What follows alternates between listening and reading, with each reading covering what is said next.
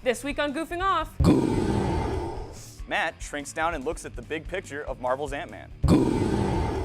Clayton shows us one of Marvel's hidden gems. All this and so much more on Goofing Off.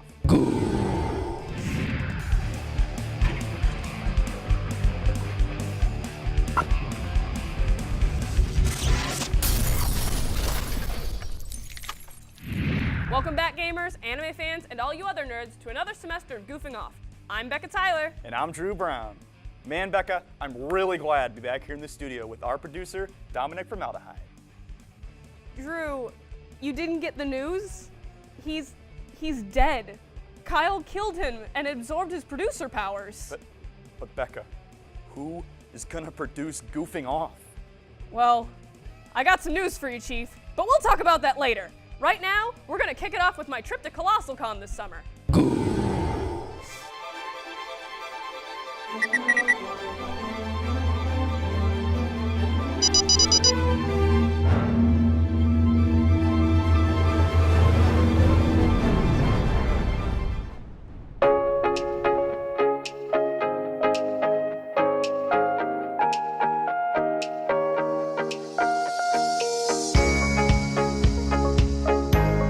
Fellow Goofs, I'm Becca Tyler here at Colossal Con at Kalahari Resort in Sandusky, Ohio. Let's see what kind of mischief we can get ourselves into, shall we? Let's go.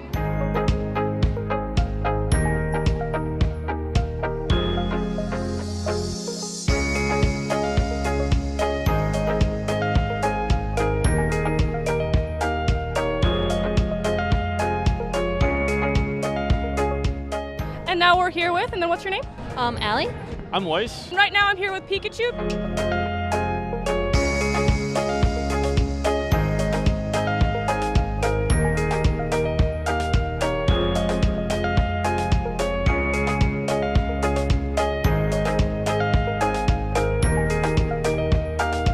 So how many days have you been at the con so far, or is this your first day?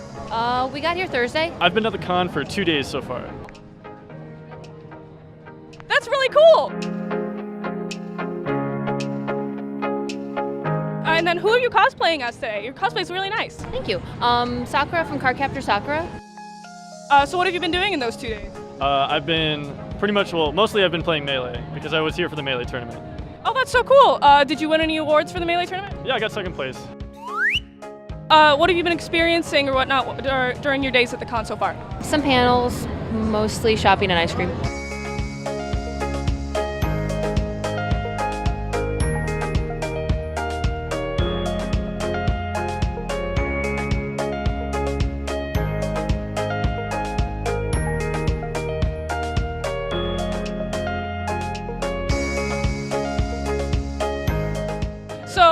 What is your favorite cosplay you've seen so far? I really like the Ricks from Rick and Morty. It's a really original idea. There was actually another character from Cardcaptors, which this is a 20-year-old show, cartoon, whatever you want to, manga, anime, whatever. Derp, derp, derp. But it was actually another character from it, and it's older, so you don't really see that. Like, yeah, you have the new series that just came out, but right. Yeah. That's super cool. Anyway, thank you for interviewing with us, and I hope you have a great rest of your day at the con. You too, thank you. Thanks for talking to us, and thanks for goofing off with us.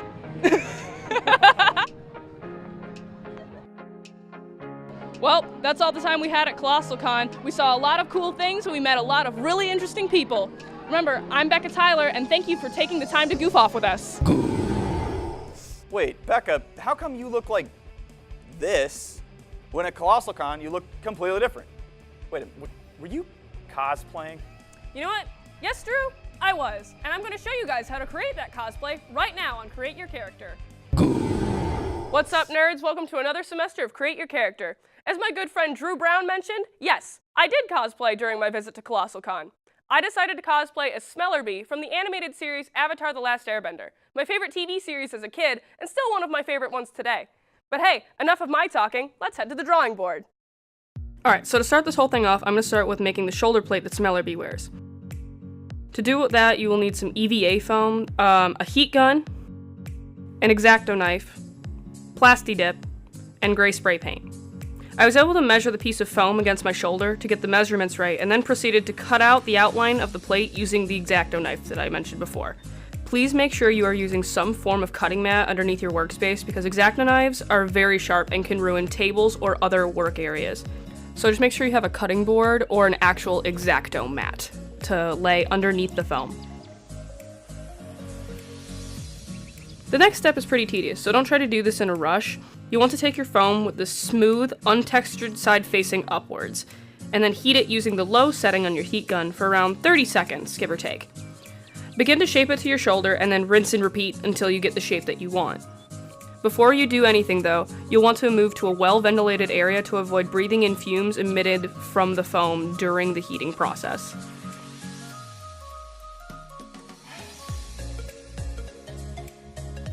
Also, make sure to smooth out the rough edges where the foam was cut. If the edges are smooth, it will look more realistic and less sloppy.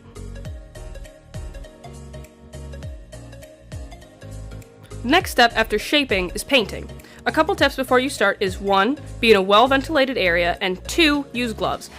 I am well aware that I am not wearing gloves, but it also took me 2 hours of scrubbing and soap to get the Plasti Dip and spray paint off my hands, so do as I say, not as I do. You're first going to want to use Plasti Dip. Foam is naturally porous, and if you go straight to using spray paint, the foam will suck it all up and you'll go through more paint than you really need to, while also creating an uneven surface that doesn't look good at all. So the Plasti Dip creates a smooth coating over the foam that keeps that from happening. So first coat the entire plate in Plasti Dip. It's best to do this in stages to allow the coats to dry before starting on another area. And for best coverage, I recommend using at least 3 coats of Plasti Dip. So this is also going to take a long time, so again, please do not do this in a rush.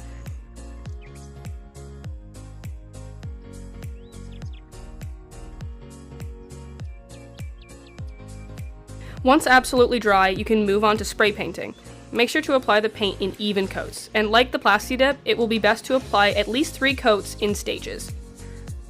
Wait until everything is dried and then attach the circular pieces with hot glue or super glue.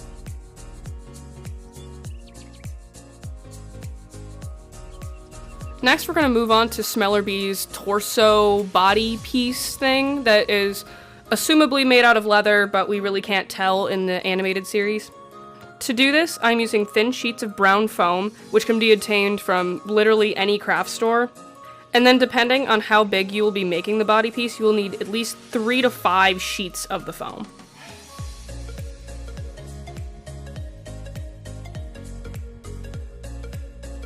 Paying attention to detail, the body piece that Smellerby wears looks like it's made up of one piece of leather layered over another.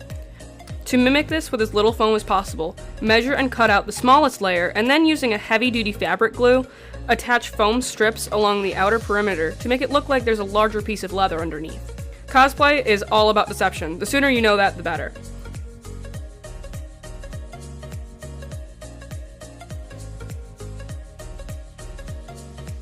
Then, clean off any extra glue with a wet rag. After waiting an hour or so for the glue to dry, on new sheets of foam, cut out thin strips to be used for the shoulders and broad strips to be used to attach the body piece across the back. Always cut longer than you think you will need, but if you end up being a little short, you can always glue 2 strips together. After measuring the strips to your desired length, attach them using the same glue that we used before. Attach the thicker straps so they go over the small of your back. The shoulder straps need to be attached at the top of the shoulders and on the side of the upper rib cage. To attach the 2 thick straps, I'm using Velcro command strips to make it easier to take the body piece on and off. The last piece of cosplay is the wig. The first thing to do is to take a wig cap and pull all the hair back. Next, I'm using a dark blue headband to mimic Smellerby's bandana that she normally wears. Unfortunately, I was not able to find a wig that was both short and shaggy like Smellerby's is, so I'm going to be cutting a long shaggy wig. To cut the wig, you will need 2 hair ties. First things first is to make sure they're both even because there's nothing worse than an uneven wig. Second is to make sure that you're cutting directly above the hair tie, so plan for that accordingly. The main reason you're cutting above the hair tie is just to make sure you don't get a whole bunch of hair everywhere after you cut it. The hair ties will keep all of the stray hair in place. Then after the main pigtails are cut, I'm going in with just a pair of regular craft scissors and cutting at a downward angle to get rid of any blunt edges and to just even everything out. And then just keep doing this until it's the way that you like it.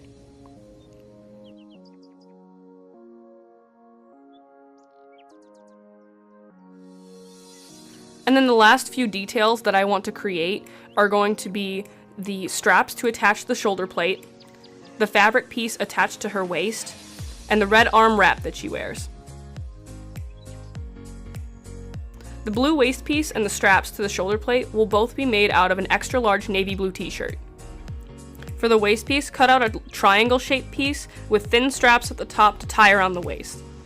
With the extra piece of t-shirt left over, cut 4 narrow strips and attach them to each corner of the plate with either super glue or hot glue. The last finishing piece, the red armband, will be cut from red fabric. This can be used from a red t-shirt or a red bandana, literally any kind of red fabric. And also, don't worry about getting a clean cut when you're cutting it. What only matters is that it's long enough to be wrapped around the arm a couple times before tying it off. Now that all the previous steps are completed, and it's the day of the con, you can actually put makeup on now. So first, I'm going to insert my dark green circle lenses before putting any makeup on. When it comes to makeup, I'm first going to apply foundation, concealer, and powder as a base, then move on to the eyes. Smellerbee has a dark rim around her eyes, so I'm going to take a black eyeliner and line my waterline, and then add mascara. The most important part of the makeup, however, is Smellerbee's face paint, which is a key point to her character. To get the lines on her jawline, I will be using just your standard red lipstick that you can get at any drugstore and applying it at an angle. And then after your makeup is all set, go ahead and apply your wig.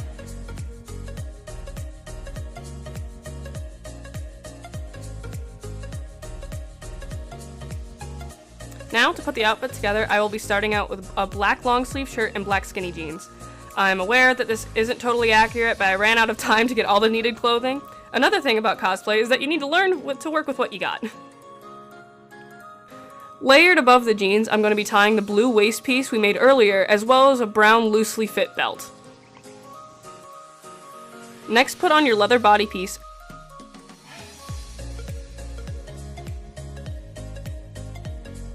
Also go ahead and put on the red armband and attach your shoulder plate. The shoulder plate will be a little awkward to put on due to the length of the ties, so don't be afraid to use any available resources, such as a friend, or your own teeth. And lastly for boots, I'm wearing your standard brown lace-up boots. Well guys, that's all I have for this character. If you have any questions, comments, concerns, or you would like to request another character for me to do, don't be afraid to tweet me at ZTVGoofingOff with the hashtag #CreateYourCharacter. Until then, I'm Becca Tyler, and this has been Create Your Character. Knock, knock. Who's there? Orange. Becca, what are you... Orange, you glad Goof is back for another semester? Becca, again with the jokes. Come on, give me a break here. Okay.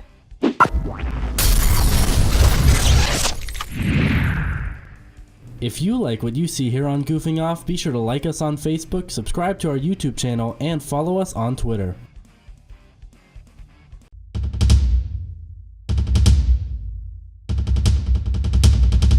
You're watching ZTV.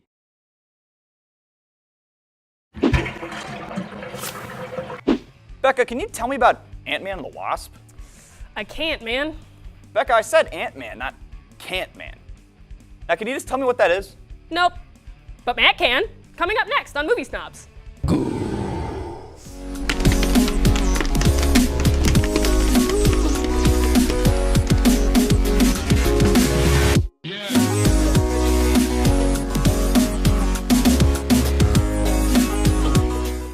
Hello everyone, my name is Matt Reed and welcome to a new semester of Movie Snobs. This year has been a huge year for Marvel movies, with the culmination of the cinematic universe coming to a head with the release of Infinity War in the spring. However, we can't forget about the newer movies in the Marvel universe, especially if they shine beyond the typical tropes that you expect from a superhero movie. Ant-Man and the Wasp is exactly that. I went into this movie expecting pretty much exactly what I got from the first Ant-Man movie. A movie that I wasn't too excited about, but was mildly surprised at the enjoyment I took away from it all. I couldn't have been more wrong about this one. Now, usually, when I watch a movie the first time, I always love it. I mean, honestly, I loved Justice League the first time I saw it. After the first round, I'll wait a bit, watch it a second time, and start to nitpick and hate the movie. Then on the third round, after weighing what I liked against the problems I had with the flick, I get my final, fully formed opinion. Though I went through the motions, I loved it more and more each time. Let me first go on and warn you that I will be talking about the general characters in this movie. None of the actions, just their general characters. So in case you know nothing about the movie's plot or who is who in the character scheme and want to keep it that way, here's the warning. First, I want to talk about the part of most Marvel movies that I react to in theaters the most, the comedy. Some movies in the MCU want to be a little more serious, but shoehorn in comedy like they think they have to, while others, like Guardians of the Galaxy, can recognize that they are sillier and have laughs woven into the plot. Even when I was fully engrossed in the plot that was being divulged, there was perfectly timed comedy coming from Paul Rudd's character that the other, more serious characters mostly ignored or shrugged off, because that's just who Scott Lang is in this universe. And that's a level of immersion that I don't usually think about in a Marvel movie. I have watched this movie 4 times, and I still laugh at the jokes, every time. Michael Pena and his posse in this movie are some of the funniest moments in Marvel movies that I think will ever exist. If Michael Pena's character was shoehorned into every Marvel movie from here on out, I would enjoy them that much more. Next, I want to point out the characters and how well they coexist with each other on screen. Once again, the chemistry between the 3 main characters that are Scott, Hope, and Hank is right on point. They work so well together, even after all that's happened and changed in between the movies, that I sometimes forget these are actors playing roles. Yes, there were changes, but they were all believable to a point where there was legitimate character growth instead of just straight-up tonal shift differences in the sequel. The side characters that reprise their roles are no exception, but they tend to keep their same character traits with little growth, and that's a good thing. We want our main heroes to grow dramatically and change so that they can become better, while we want our secondary characters to provide what they've always provided for us, entertainment value. Also, talking about the character strength in this movie, I want to mention how flawlessly some of the new characters worked with the pre-existing Marvel Universe.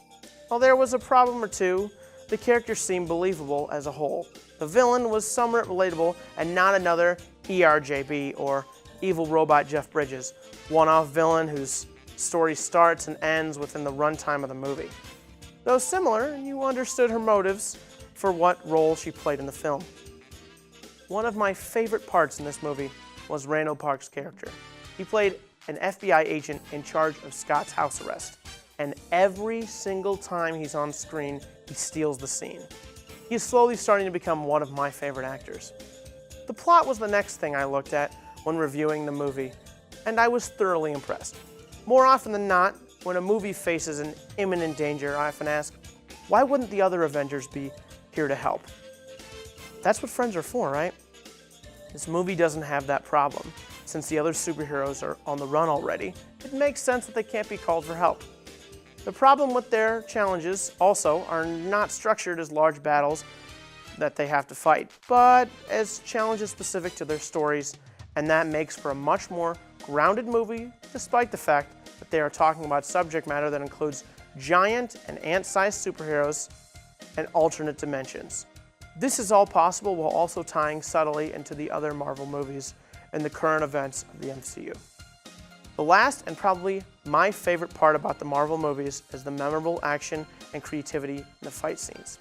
The first Ant-Man didn't shy away from taking full advantage of the shrinking and enlarging aspects of the combat, and though we saw a great deal of it in the first movie, we also get a taste of it in the second installment. This makes for some memorable and creative combat like no other heroes of the MCU are capable of. There are unique fight scenes in this already wonderful movie, and that adds that much more to this picture.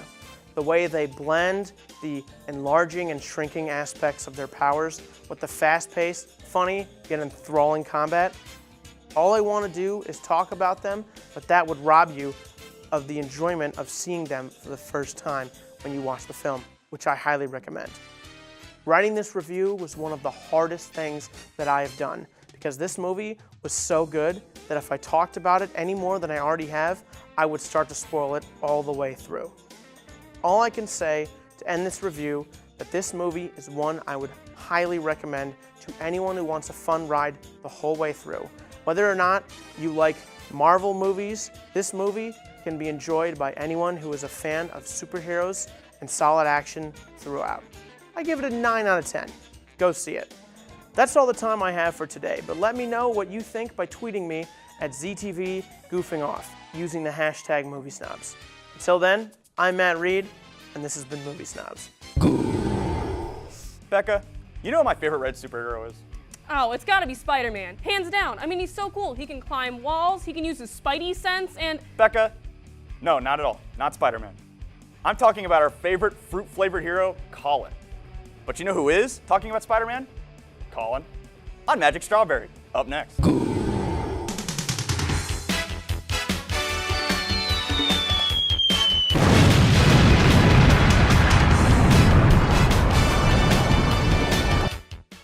Hey fellas, this is Colin and you're watching Magic Strawberry. For the past 14 years, Spider-Man games have not been very good.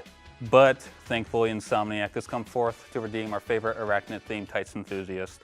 Insomniac's Spider-Man features a Peter Parker character at its best. He's witty, has a genius-level intellect, is frequently behind on his rent if he pays it at all, and struggles to balance school, work, friends, and his love life, while also protecting the city he holds near and dear. And although he falls on his face countless times along the way, it's the fact that he never once gives up on anyone and never takes it easy on himself. It's what makes him perpetually endearing and relatable. It makes it impossible not to get behind him as our protagonist. Insomniac also understands what brought us all here in the first place, as we are immediately thrusted into the one thing every Spider-Man game must get right, the web slinging. And Insomniac doesn't just get the web slinging right, they perfect it. The score even picks up whenever you start swinging, always flowing at just the right moments. You can tell the aim here was to craft an experience that could genuinely make you feel like you're Spider-Man. And as you swing through the city skyscrapers with uninterrupted momentum while bearing witness to a series of incomprehensibly fluid animations, Insomniac does just that. I've sometimes spent hours on the web swinging alone, and at times we're even treated to snippets of J. Jonah Jameson's podcast in which he predictably lectures the public on how much of a menace that Spider-Man is. It's always delightful to hear, even if he's not voiced by J.K. Simmons. Insomniac also made the smart choice of foregoing another origin story. Peter gets bit by a spider, yada yada yada, responsibility, Uncle Ben dies, which means we get to witness Spider-Man in his prime as he pummels his foes in exquisitely efficient fashion. The story kicks off with Spidey facing off against Kingpin. Of course, Kingpin loses, but it also means that he loses his grip as the head of Manhattan's crime scene. A gang war ensues, and Spider-Man is left to deal with the consequences. As Peter, he interns at a lab run by Otto Octavius and assists him with creating artificial limb technology. You can probably guess where this leads. He also assists Aunt May with volunteering in the state-of-the-art homeless shelter, Feast, while once again becoming intertwined with Mary Jane Watson, his currently off-again girlfriend, who is now an investigative reporter for the Daily Bugle. Throughout this 15-hour adventure, Insomniac made the rather curious decision to make an economical use of its villains, as the story mostly revolves around Peter managing his double life while gangs and a private military take over the city.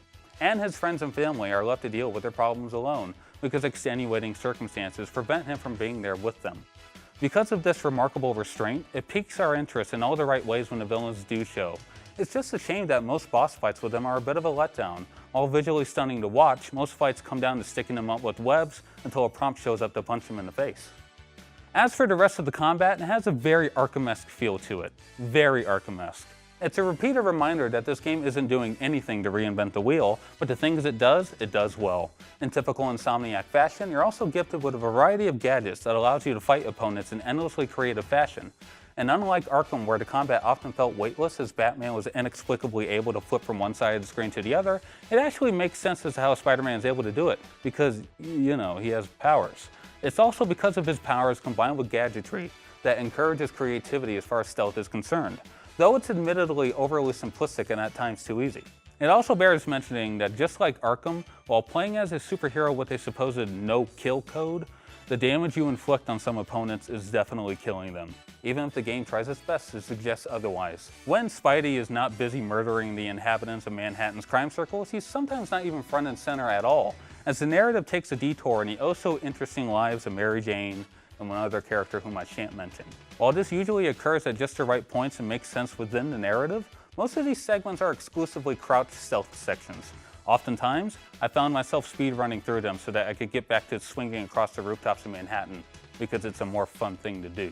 And if you're like me and you found a neon white symbol on the new suit to be extremely tacky, you have the option of unlocking and choosing several other suits that could potentially appeal more to your taste.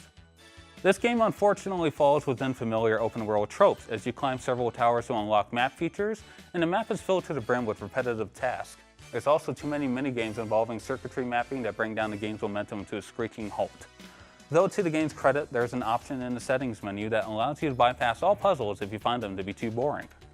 The side missions are also relatively inconsequential and not nearly as engaging as the main plot. They certainly aren't Witcher 3 level side quests.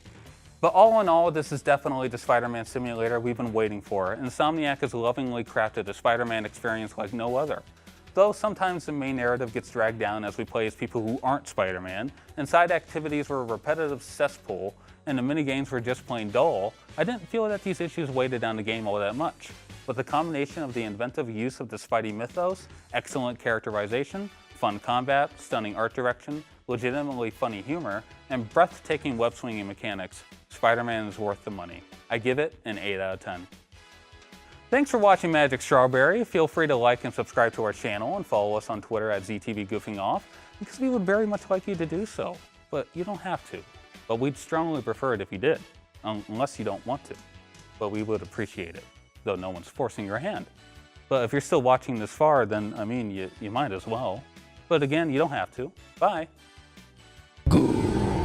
Man, sitting and watching Goofing Off can be really exhausting. Good news for you, Chief. We're taking a break.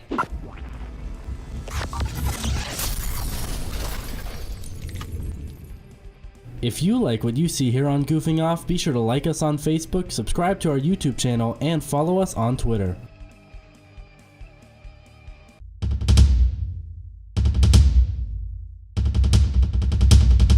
You're watching ZTV.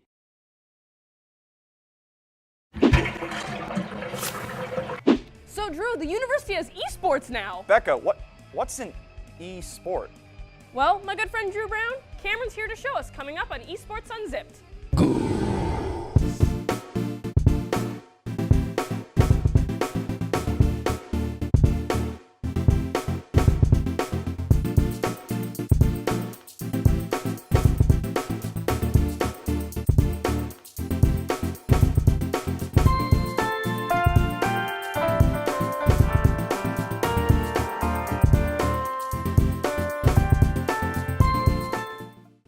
Hey everyone, my name's Cameron Blunt, and welcome to the very first episode of Esports Unzipped, your hub for all things esports.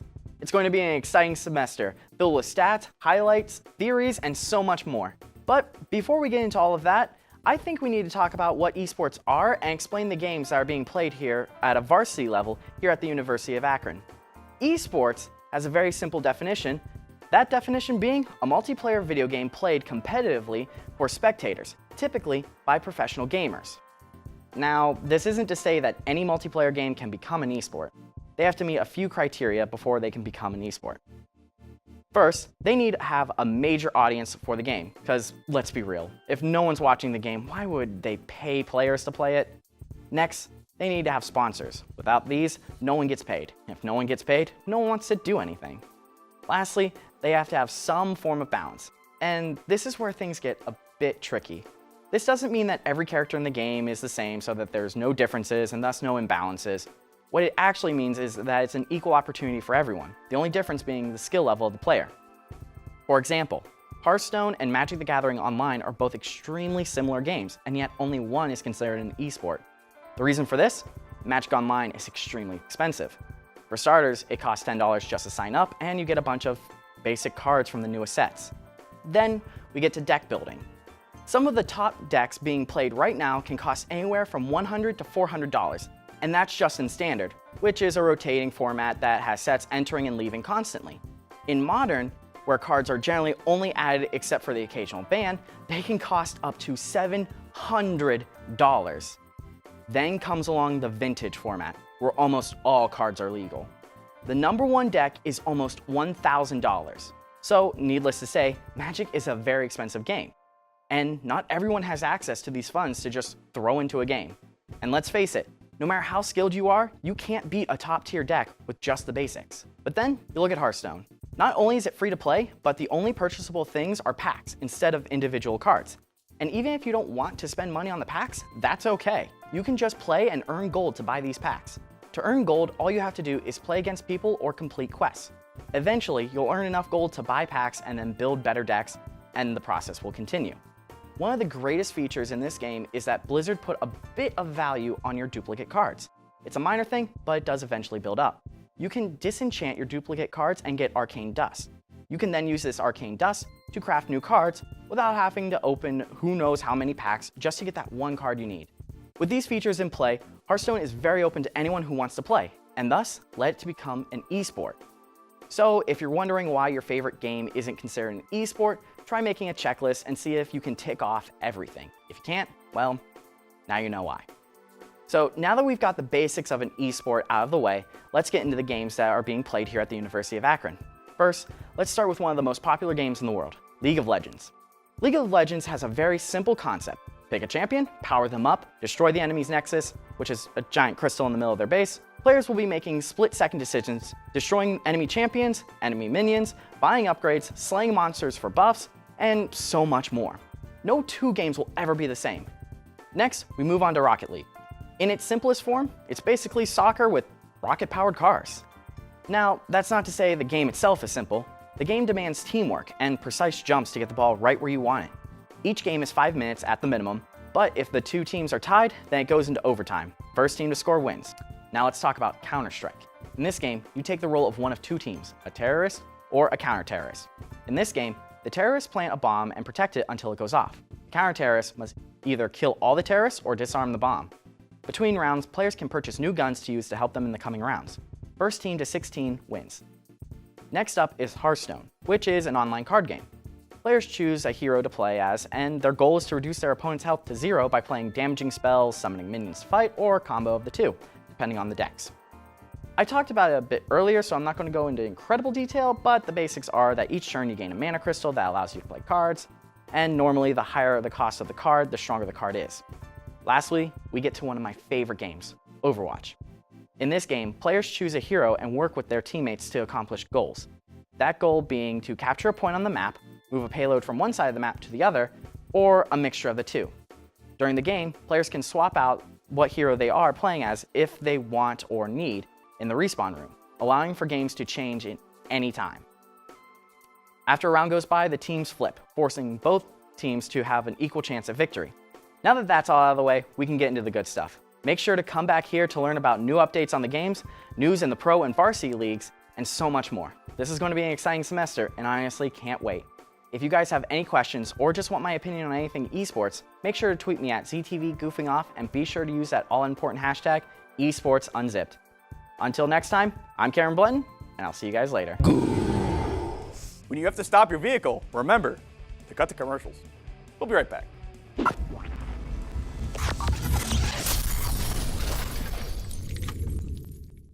If you like what you see here on Goofing Off, be sure to like us on Facebook, subscribe to our YouTube channel, and follow us on Twitter.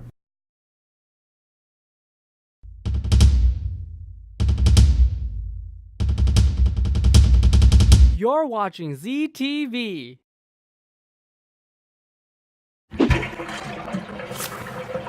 So, Becca, Clayton is here now reviewing comic books? Yep, Clayton's here to show us one of the more underground Marvel heroes this week. Becca, that's cool and all, but what's a book? Drew, I'm just gonna let Clayton explain it on our new segment, Comic Therapy.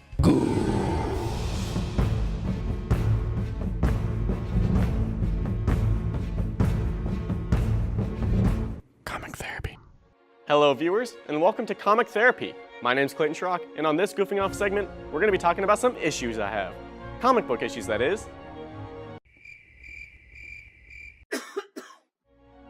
Now, if you're like me, then you enjoy comic books and the stories that come from them. Now, if you're really like me, then you also know that there are a lot, and I mean a lot, of comic books out there. Hundreds of thousands of heroes, villains, and cheesy dialogues that it just becomes too much to read. So that's why I'm going to tell you what to read, or at least inform you of some issues or comic book heroes that you may not otherwise know about. This episode, we're going to take a look at the hero Moon Knight in the Jeff Lemire All New, All Different series. First off, let me start by saying no, Moon Knight is not just Marvel's Batman in a white suit. Sure, the two heroes have some similarities, but when you look at the All New, All Different series, you'll see how much cooler Moon Knight really is. Moon Knight was first created in 1975 by Doug Moench and Don Perlin. His first appearance was in Werewolf by Night issue number 32 as a villain. He later showed up in several Hulk comics and eventually getting his own series in 1980. Over the years, we've seen Moon Knight written alongside the West Coast Avengers, the Defenders, and more recently, Spider-Man, Captain America, and Wolverine in a series by Brian Michael Bendis that was sadly cut short due to poor sales. Moon Knight is the hero persona of Mark Spector, the son of a rabbi. He grew up to be a boxer, later joining the US military, and finally becoming a mercenary. While on a job in Egypt, Mark and his team came across an old dig site with a statue of the Egyptian god Khonshu. A scuffle goes down and Mark attempts to fight a man named Bushman after Bushman killed someone to loot the Egyptian site. I say attempt because, well, Mark Spector loses. Badly. Like, really badly. Like, left in the desert alone to die badly. But don't worry, all heroes must fall to rise up stronger, just like we see in Batman. Okay, well never mind, forget I said that. Okay, back to the story. Mark is placed under the Khonshu statue and in a near-death vision, Mark is visited by the god of the moon and given a second chance of life with one rule. Mark's body must be the avatar for the god. And so births the character of Moon Knight. Mark Spector returns, the hero rises, the villain falls, yada yada yada. Moon Knight, like most comic book characters, is not without what I like to call comic book cheese. That is, the cheesy stuff that kinda works in comic books, but makes you go, really? That's what they're going for? For Moon Knight, this includes his moon darts and crescent darts, a throwable weapon in the shape of a crescent moon. He also has his moon copter and angel wing. These are his moon-inspired vehicles, allowing him to travel the city. He's cool, I promise. Alright, enough of the cheese talk, let's talk about the all-new, all-different series. This Jeff Lemire series starts with Mark Spector having a vision of Khonshu when he wakes up in a mental hospital. Readers are brought into this what seems like the middle of a story, not knowing how Mark Spector got there, or if he's still Moon Knight. Confusion in readers grow as Mark runs into familiar characters from his past series, making you think something horrible may have happened that has put them all in this facility, but we're told that the Moon Knight persona is all just in Mark's head, and so are his friends that he confuses these characters for. Where this series really stands out from others is in the confusion. Mark is tasked with saving New York City from an unknown man named Seth, but to me, the main antagonist is Mark himself. Mark suffers from split personality disorder, and the reader is thrown between personalities from comic to comic, sometimes even page to page. We read about Stephen Grant, a big-time Hollywood producer, and Jake Lockley, a New York City cab driver. The reader is made to believe that Moon Knight and Khonshu are all just another personality in Mark's mind, until he finally is visited by Khonshu in another vision. In this vision, the god of the moon convinces Mark to not listen to these lies and dons his true self. Mark puts on a makeshift mask and finally sees the real New York. We're shown what appears to be New York in an ancient Egypt covered in sand and surrounding a giant pyramid. Mark is quickly pulled back from this world and back into reality. Everything's back to normal and we're back to being unsure what is real or if any of this is real. Mark's personalities jump to a noir style of New York and even the moon at one point, which is being overrun by werewolves. All of these locations and personalities are happening inside Mark's mind, and there's a different art style for each. This entire series has you constantly guessing, unsure if Mark Spector really is clinically insane, or if Khonshu is really talking to Mark and giving him the powers of Moon Knight. If you've ever watched Shutter Island, this series has a similar tone. Is our hero directing a movie about a weird character called Moon Knight? Or is he driving a taxi cab around New York, picking up famous Hollywood producers, taking him to a mental hospital to promote his movie about Moon Knight? Or is he on the moon, or in ancient Egypt, or is any of this even real? So, as you can tell, it gets pretty confusing, and that's what I love about it. This series is dark, thought-provoking, and beautiful all at once. I can't recommend it enough, and hopefully I didn't spoil it too much for you to still enjoy it. That's all I have for this episode, and thank you for joining my comic therapy. Before I go, I'd like to play a quick game I'm going to call Guess That Mask. Here's a close-up image of some comic book hero. If you know who it is, be sure to tweet me or leave a comment with your guess. If you have any comic book recommendations or characters you'd like to see me talk about, be sure to tweet me at ZTV Goofing Off using the hashtag Comic Therapy. Until then, I'm Clayton Schrock, and I'll see you next time on Comic Therapy. Hey, you know what, guys? B is for Becca. You know what else starts with a B? Break.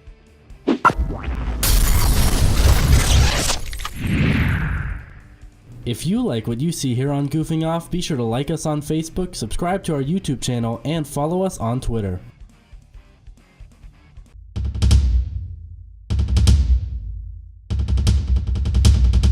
You're watching ZTV.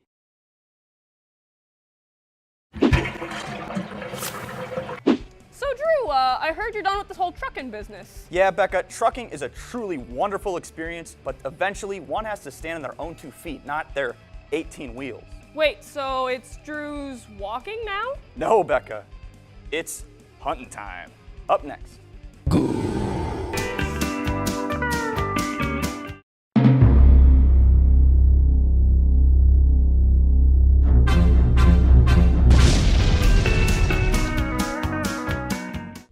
Hey everybody, Drew Brown back once again to do another segment. This time we're doing one called Drew's Hunting, because when you run literally like 50 red lights, smash into 3 police cruisers, and break like 5 different trailers, trucker companies really don't want to hire you anymore. So we've retired from trucking, and now we are doing our favorite pastime of hunting. So I present to you this segment called Drew's Hunting, and today I figured we'd start it out basic by doing something called Cabela's Dangerous Hunts. Now, for our first segment, you all think that I would just do a regular hunt, but I live out on the edge, you know? So we're gonna do dangerous hunts. So the animals could probably hurt me. So we got personalities such as deep characters and amazing personalities such as Edward. He's easy. Marla is also easy to hunt as, I guess. Older male named Harry, he's easy. Young female April, she's also easy. And young male Lanny. Lanny is easy. I guess the easy is the only difficulty you could play as in dangerous hunts. All right. So we've got so they all have their different stats, like Dungeons and Dragons-esque stats such as strength, resilience, shooting, stealth, and tracking. Marla looks like an all-rounder. Harry's very good at tracking, but really nothing else. April's really accurate on her shooting, but she's really loud because she only has 50 in stealth. Wow. Lanny, 100% resilience, huh? I feel like we're gonna get eaten by wolves a lot, so I think we're gonna go with Lanny, and plus I like his name. As a pro hunter like myself, you know a lot about the differences and intricacies of different firearms, like the 338 Magnum. Oh, that's a decimal point. That's the .338 Magnum bolt action rifle. The .358 lever, that means it has a little lever so that you can move it. Defense, so in case an animal catches up to me and decides to mug me, I'm gonna whip out my .4 revolver, I guess. See, the thing about hunting is animals, when you're out in the wilderness in the green, when you wear orange, nothing can spot you. So I'm gonna buy the medium orange vest. I'm gonna buy the elk decoy. No, I want the moose. I want the moose. Give me the moose. Give me the moose. All right, I think we're good. Hunt, it's time for hunting. All right, now we're finally getting into the hunting. That's a moose. Welcome to Quebec, Mount Tremblant. There it is, the bear. That bear killed my family. I have to exact my revenge. All right, it looks like he's wandering around like a forest. All right, so you got your basic, so it's like Skyrim, right? Except it looks a lot better. See those rays? Skyrim doesn't have that. Oh, there it is. There it is. No track found. Okay. Can I jump? Oh, no, I can't. The thing about hunting is you cannot jump, or whatever you do. If you jump, you're dead. Is that the bear? Wait, what are those red dots? Have aliens dropped in? Am I hunting aliens? Wait, okay. Spotting scope, coyote howler call. What was that? Do coyotes sound like that? I'm gonna set my moose up real quick. Oh, oh. There it is. This black bear won't know what hit him. Oh, there it is! Oh no! Oh, get behind my moose. Get out of here! Get out of here! I did it! Oh no, now he's mad. Oh, so right off the bat. Can I? Ah! Hello. Oh, I'm sorry. I have to feed my family. All right, so I guess I got the black bear. A hefty, look at that. I can spin him around. That's what he looks like. Oh man, now I feel kind of bad. He's really cute, look at him. He's like a little guy. That's a 40-point bear, I guess. So cool. I shot him from 4 yards. Is that it? All right, so I guess I got the black bear. All right, so we're gonna equip some more. This time we're gonna go with a knife. Let's see if I can melee. All right, a 5-inch blade should be enough. We'll just go with a little butter knife, see what happens. All right, I'm gonna hunt for the Pokemon, the pronghorn, whatever that is. Oh, I can hunt for an elk. All right, we'll go back for the elk. We'll make another trip to North California. But for now, we're gonna hunt for this Pokemon. The thing about hunting, right, is when you wear really hot, sweaty clothes, that's a pronghorn? That is a Pokemon. What is that thing? Do those exist in real life? Oh, he does it like, oh man, this guy's got some moves. Oh, what? All right, so I think the boar found me, and he did a hit and run. I don't take that from no wild boar. Come here. Oh no, attack camera. Come on, go away. I'm just trying to hunt pronghorn. Why does it make us sound like a dragon? Is it running away? Okay. You know what? I'll let you be, Chief. You only tried to murder me twice. You better. I'm gonna put my moose up. I will put the moose up. Back off. Go away. Go away, dude. I'm the one being hunted now. Get past this, buddy. You'll never beat me. You'll never get past the moose. Oh, he got past the moose. He's gonna get me.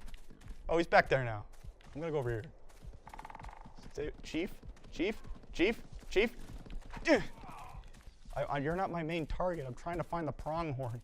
I haven't eaten in 3 weeks. I need to feed my family. See, I'm a highly trained hunter, right?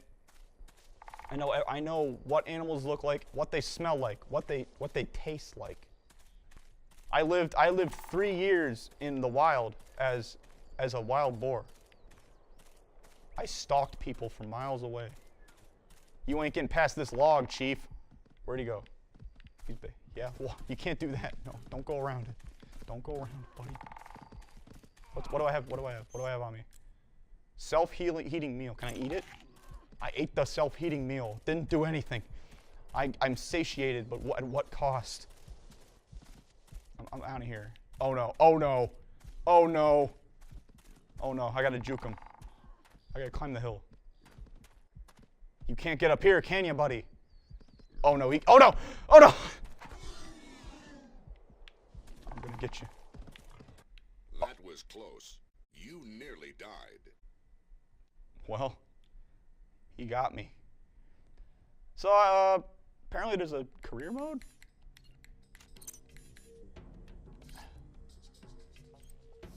Can you create a character? Oh, you can. I don't know about this one though. All right, that was a very quick. That was a quick look. So I think that about covers it. The career hunt looks like it's like a 110-hour like crazy RPG. It's like a 110-hour RPG kind of deal. So I don't think I can tackle that here on Drew's Hunt tonight. But maybe in my spare time.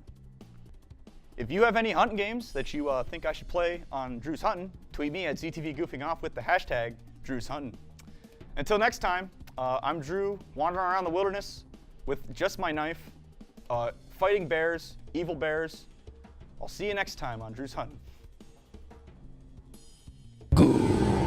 Well, Drew, that about wraps it up for the first episode of Goofing Off. Oh no. That means we have to go back to our suspended animation in complete darkness until the next show. Yes, it does. But until then, be sure to like us on Facebook, follow us on Instagram, and subscribe to our YouTube channel for extra content. And until then, I'm Becca Tyler. And I'm Drew Brown. Thank you for taking the time to goof off with us. Becca, what are you doing? Drew, I'm scared. Wait, why are you scared? Because I'm going to be playing Home Sweet Home with Kyle. Oh, yeah. Kyle is pretty scary. Here's Becca and Kyle on Spooking Off. So Drew, I heard you're done with this whole trucking business. Yeah, Becca, trucking was truly a wonderful experiment. Experiment? It was an experiment, I guess. My whole life's an experiment, dude. Oh, the thumbs. The thumbs The are thumbs the are good. thumbs are not the shake. The thumbs. There's the shake. Like slightly a step down from toes. Drew isn't capitalized. It's the past tense of draw. I'm Becca Tyler. Look And at I'm Drew Brown. I'm so sorry. I'm gonna poke the O. I'm gonna poke it. I'm gonna poke it, dude. I'm gonna eat the O. I ate it. It's mine. Okay, we're back. The jiggles. I'm missing the jiggle. Speaking of, give me that jiggle. Show me the jiggly puff. That's what I call a. That's That's a all. wind up. That's a wind. Oh! Oh, there she be. That's the yes. Wow. This program was produced by ZTV at the University of Akron. To find out how you can make Emmy-winning media, visit the UA School of Communication online. ZTV. Make media. Make a difference.